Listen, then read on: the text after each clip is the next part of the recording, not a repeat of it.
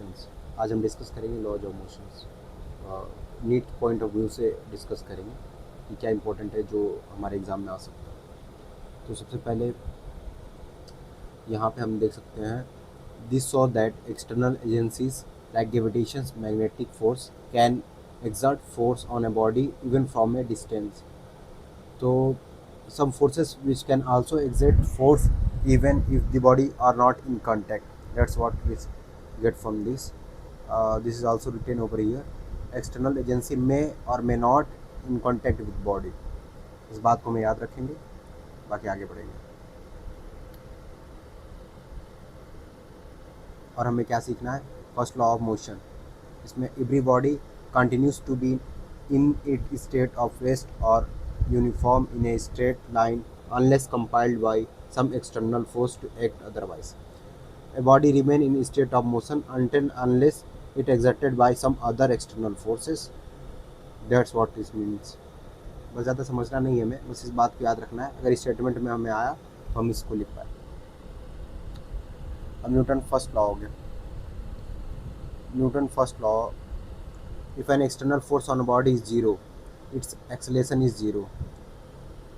That's what means, मतलब acceleration zero हो जाएगा अगर एक्सटर्नल फोर्स जीरो होगा। फोर्स जीरो, एक्सेलेशन जीरो, वाली कांस्टेंट रहेगी। कांस्टेंट मतलब अगर मूव कर रही होगी तो मूव करेगा, अगर रेस्ट में होगी तो रेस्ट रहेगी। Acceleration can be known only if there is an net external force on body.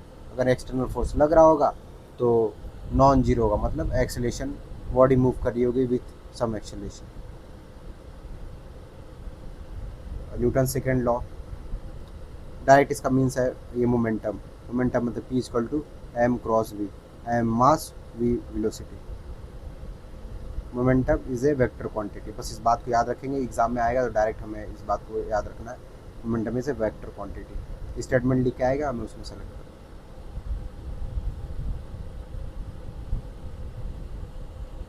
Thus, a same change for same time causes the same change in momentum.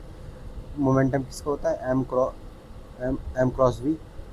अगर सम सेम, और इसमें अब ऐसे लिख सकते हैं F equal to D P by D T होता है। फोर्स का फॉर्मूला ये भी होता है, और F equal to M into A होता है। तो यहाँ पे लिखा हुआ है same force for same time. Force और टाइम अगर सेम रहेगा तो moment same changes in momentum. तो चेंज इन मोमेंटम जो डेल्टा पी ये बोल रहा है, ये हमारा same change in momentum for different body, मतलब सेम चेंज होगा इन मोमेंटम। और ये हमारा सेम है, ये सेम है, तो ये सेम होगा। Force is necessary for changing in directions. इस डायग्राम में हम देख सकते हैं, अगर बॉडी मूव कर रही है कांस्टेंट स्पीड से, बस डायरेक्शन चेंज करने के लिए हमें फोर्स रिक्वायर है यहाँ पे, तो मोमेंटम कह सकते हैं। F equal to M into A, और ये कैसे आता है? Delta P by delta T. तो F equal to delta P by delta T, delta P हो गया M cross V by delta T. इन दोनों को कंबाइन कर देंगे, M into A, F equal to M into A. Direct आ गया, आपको सॉल्व नहीं करना, डायरेक्ट हमें याद रखना। सेकेंड लॉ क्या होता है?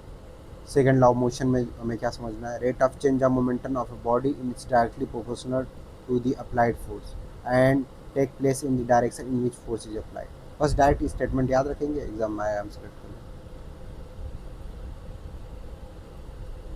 Newton third law, to every action there is equal and opposite reaction.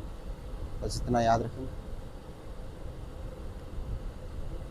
Momentum, इसमें हम देख सकते हैं, अगर जैसे ये तो नॉर्मल u, अगर इधर अगर u क्रॉस माइनस यू के बराबर तो 2u माइनस 2u हो जाएगा यहाँ पर। अगर ये इनिशियल फोर्स और फाइनल फोर्स हम इनिशियल और फाइनल कंबाइन करते हैं तो हमारा ये एग्जांपल आएगा। अगर इसको कंबाइन कर सकते हैं, ये थीटा हो जाएगा हमारा, तो u cos थीटा 30 डिग्री और equal to minus u cos 30 degree.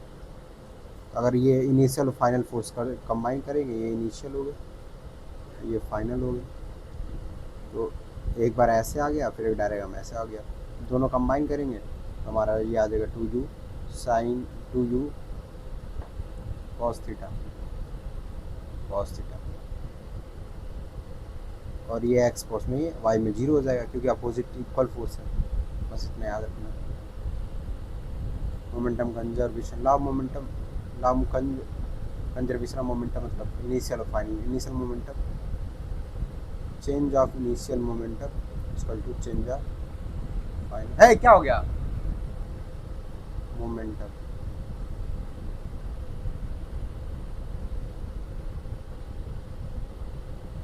Equilibrium of particles किसको कहते हैं? एक्स एक्सिस, वाई एक्सिस और जेड एक्सिस।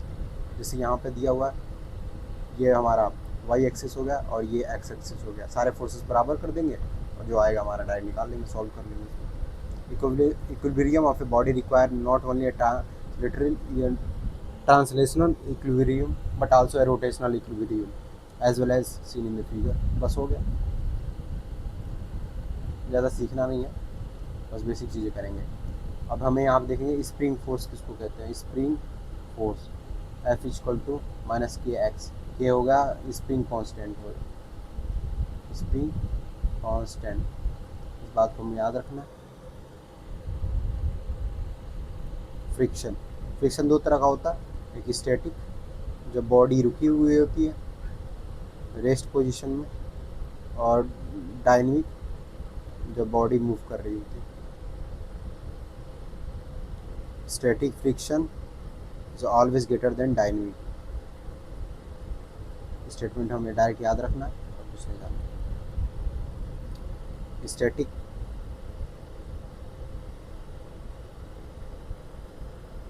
स्टैटिक फॉर्मूला क्या होता है?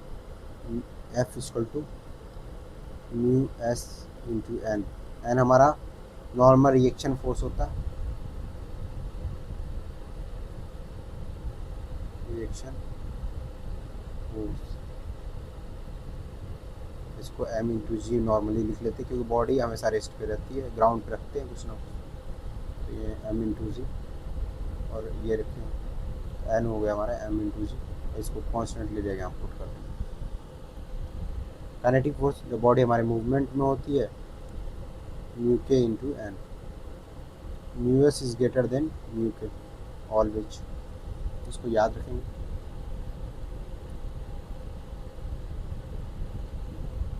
सर्कुलेटरी मोशंस, अगर बॉडी एक सर्कल में मूव कर रही है तो इसमें एक फोर्स लगेगा और इस फोर्स की मैग्नीट्यूड क्या है? M V square by R. ये बॉडी मास एम हो गया, वी वेलोसिटी से मूव कर रही है, आर इज द रेडियस।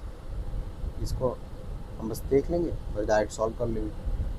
और इस सेम प्रॉब्लम यहाँ पे लिखा हुआ है, इसमें याद रखेंगे यू मैक्स की वैल्यू क्या होती है? U M S into R into G. R radius हो गया हमारा, radius of movement, R radius ये हो गया हमारा, और जी ग्रेविटी फोर्स हो गई, और म्यू एस हो गया स्टैटिक फोर्स। आप यहाँ पे जो म्यू एस हमारा है,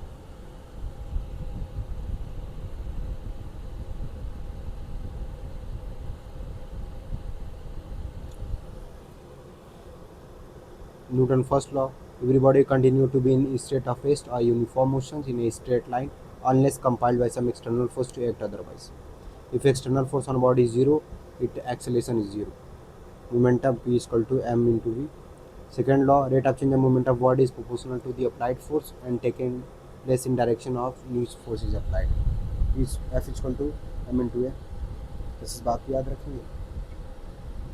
इम्पल्स, इम्पल्स का क्या होता है?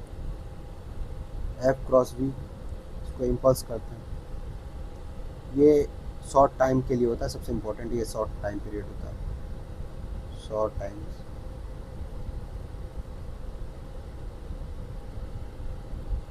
F cross momentum, M cross V. Newton third law, every force is equal and opposite reaction. बस इतना याद रखेंगे। Law of conservation of momentum, total momentum isolated body in is conserve. बस इतना याद रखेंगे। इनिशियल या फाइनल के बराबर होता है, एक्स एक्सिस वाई एक्सिस सारा कंबाइन कर देंगे, बस उसको इसके बराबर कर देंगे, सारा निकल जाएगा। स्टैटिक फोर्स का ये फार्मूला है, डायनेमिक का ये हो गया। मोमेंटम ये हो गया। मोमेंटम का फॉर्मूला होता है P equal to M cross V, जो यहाँ पे लिखा हुआ है, ये डायमेंशन याद रख लेंगे, M L T T minus one, ये वेक्टर क्वांटिटी होता है इंपॉर्टेंट एग्ज़ाम के लिए। इस चैप्टर में सबसे ज़्यादा ये इंपॉर्टेंट तो यही है।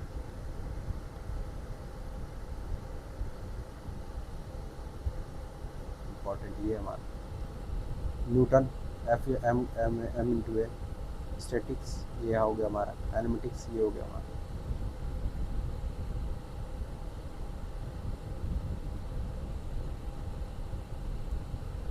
ये हमारा स्टैटिक फोर्स हो गया, सेल्फ एडजस्टिंग फोर्स होता है। ये जब तक इंक्रीज़ करता है जब तक बॉडी मोशन में नहीं आती है। अगर रेस्ट पे है बॉडी जब तक मोशन में नहीं आएगी तब तक हमारा स्टैटिक फोर्स लगता रहेगा।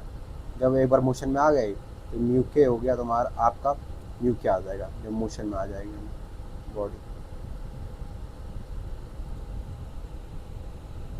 म्यू के is slightly less than mu S, इसको याद रखेंगे। बस इस चैप्टर में बस इतना ही जानना था हमने बता दिया। और कुछ फॉर्मूले हैं और हैं, बस डायरेक्ट हम इसको याद रखेंगे। जैसे delta P equal to 2mb sine theta. Solution करने के बाद हमें डायरेक्ट आएगा बॉल वाला सॉल्यूशन, बॉल वाला है। और tan theta equal to A by G, इसको याद रखना है। F equal to M into A, delta P के तरह एफ डेल्टा टी, इंटीग्रेशन पे होता है। बस इसको याद रखना है। अगर F net zero, acceleration zero होगा तो वेलोसिटी हमारी कांस्टेंट होगी, इसको याद रखना direct. F equal to minus K X, minus यहाँ डायरेक्शन शो करता है।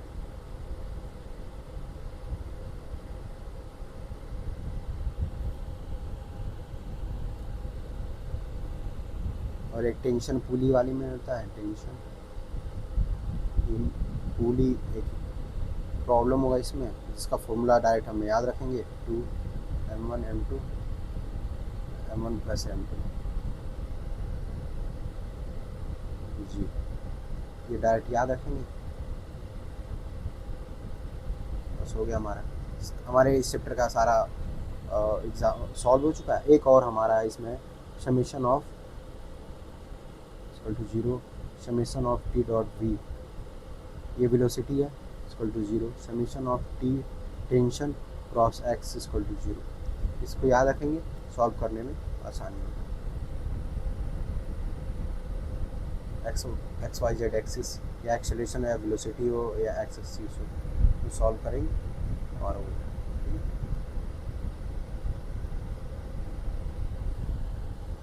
बस तैयारी करो। ये हमारा चैप्टर लॉज ऑफ मोशन का था, कंप्लीट हो गया। Thank you. इतना फार्मूला है, बस इतने पढ़ना है।